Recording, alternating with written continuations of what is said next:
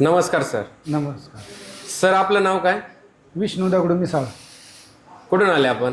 पेठपांगरा, तालुका आष्टी, जिल्हा बीड. आष्टीमधून आले. तर आपल्याला काय काय त्रास होत होता? काय झालं, माझी मणक्यामधून शिर दबली होती. हां ह्यो हात कामच करीत नव्हता. हां मग म्हणलं रावरीला, मी मोबाईलवर बघितलं ना, हां. म्हणून मी रावरीला दवाखान्यात जातो म्हणलं. हो. तर मग इथं आल्यानंतर आपण काय काय उपचार केले? तुमचे जेवढे उपचार आहेत ना हां. दवाखान्यात, तेवढे उपचार केले मी. हां आणि मला 1 महिन्यामध्ये हां. गोळ्या औषध नेले ना, हो. 1 महिन्यामध्ये फरक पडला. आता बरं वाटतंय? आता बरं वाटतंय.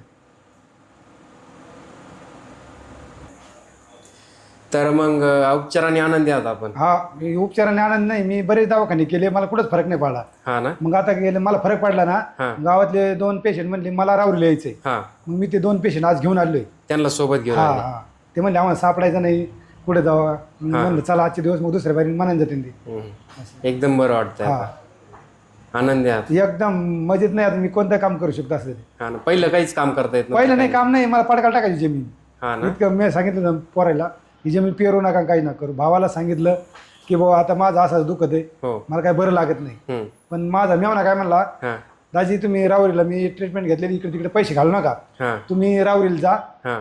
स्टँडच्या थोडं मोरं गेलं का बरोबर. दवाखाना आहे. हां तुम्हाला नाही सापडला तर भाजी मंडवली ना, हां ते आपले केळ सफरचंदवले, त्यांना विचारा, ते खोटं बोलत नाही. हां. मी बरोबर. त्याला पण नाही आणलं, नाही तर नाही सापडला तर मी येतो मला नगरवरून. नगरवरून बरोबर. राहिले ना.